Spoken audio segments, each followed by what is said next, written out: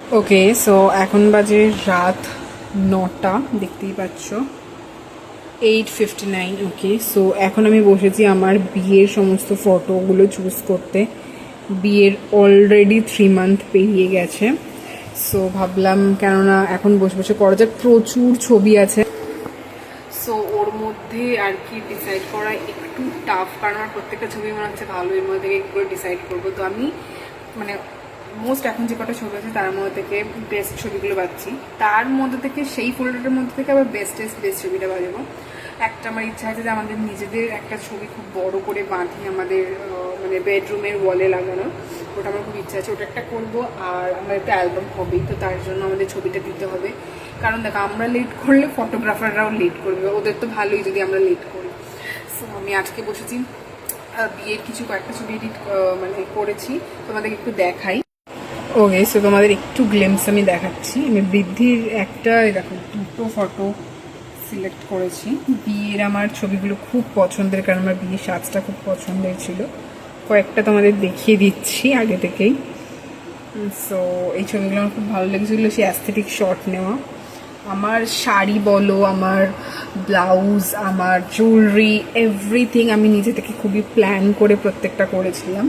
এটা আমার খুব পছন্দের। আমার এই যে বাটুয়া হাতের সব কিছু আমি নিজে থেকে সব কিছু প্ল্যান করেছি মাস ধরে। সো এটা আমার খুব পছন্দের। প্রত্যেকটা মেয়েরই একটা কি বলবো, মানে প্রত্যেকটা মেয়েরই একটা স্বপ্ন থাকে যে নিজের বিয়ের দিনটাই নিজেকে সব থেকে বেস্ট সাজে দেখা, কারণ এই সাজটা জীবনে আর কখনোই হবে না, বিয়ে মানুষের জীবনে একবারই। সো আমার খুব পছন্দের সাজ হচ্ছে আমার বিয়ের সাজটা। বাট আমাকে আমার দিদি বলে যে ওর নাকি সব থেকে ভালো লাগে, যখন ভালো লেগেছে আমার এই সাজটাতে যখন আমার বিদায় হচ্ছিল সেই লুকটাতে, মানে সিঁদুরটা পরেছিলাম অ্যান্ড পুরো মাথাটা মাথাতে পুরো সিঁদুরটা ঘেটেছিল অ্যান্ড একটা কাঁদো কাঁদো ভাব অ্যান্ড পুরো মেকআপটা একটু মেসি হয়েছিল, মানে ওর নাকি ওই লুকটা ভালো লাগে। বাট আমার বিয়ের সাজটা তো আমার খুব পছন্দের। আর সিঁদুর দানের পর আমার বিয়ের সাজটা আরও সুন্দর লাগছিলো, পুরো ফুটে উঠেছিল। আর আমি পুরো আমার টকটকে রেড বেনারসি নিয়েছিলাম, এখনও যেন আমার ওই দিনটা এখনও মানে জল জল করছে চোখের সামনে।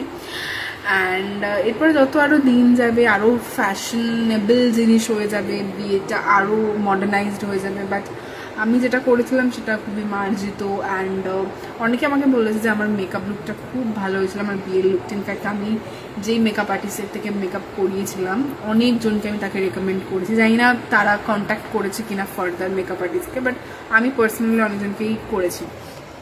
সো এই যে এই হলো। ওকে, তো এরপরে আর নেই বিকজ অলরেডি আমি ইয়ে করে দিয়েছি। সো এই হচ্ছে কি ব্যাপার, এখানে আমি ছবিগুলো সিলেক্ট করছি যেখানে এত ছবি রয়েছে।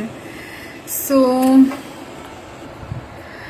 ইয়া, দিস ইজ ইট। তোমাদের এই ছোট্ট একটা শর্টস কেমন লাগলো কমেন্ট করে জানিও। যারা ফেসবুক থেকে দেখছো আমার ফেসবুকের পেজটা ফলো করে দিও এরকম আরও ভিডিও পাওয়ার জন্য। যারা ইউটিউব থেকে দেখছো তারা আমার ইউটিউব চ্যানেলটাকে সাবস্ক্রাইব করে দিও।